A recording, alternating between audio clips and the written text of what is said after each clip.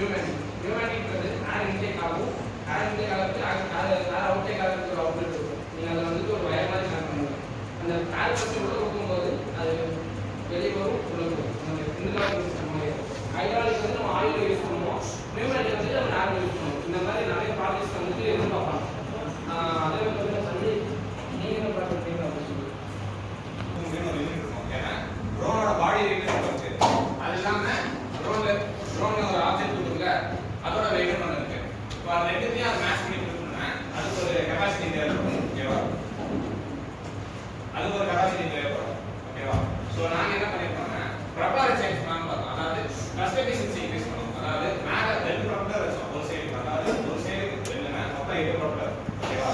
2 propeller இருக்குன்னா ஒன்று வந்து கிளாக் வைஸாக சுற்றும், இன்னொன்று வந்து ஆன்டி கிளாக் வைஸாக சுற்றும். ஸோ ரெண்டும் அப்படி சுற்றுறப்போ உங்களுக்கு ப்ரெஸ்டேஜ் இன்க்ரீஸ் ஆகும். ஃபோர்ஸ் நிறையா கிடச்சி பாடி வெயிட்டாக இருக்கும். அதாவது ஒரு பாஸ் கிடைக்கும். ஓகேவா? காமனாக கம்மியாக இப்போ 2 கிலோ தான் 3 கிலோ வரைக்கும் தூக்க முடியும். ஸோ அதுதான் எங்கள் ப்ராஜெக்ட்.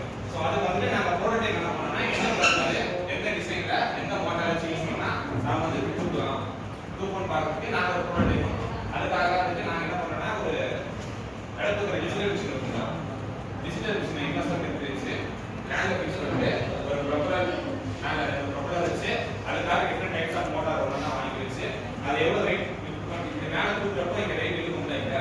அப்போ இழுக்கிறப்ப என்ன ஆகும்னா அது எவ்வளோ வெயிட் தூக்குன்றது இங்கே டிஜிட்டலில் காட்டணும்.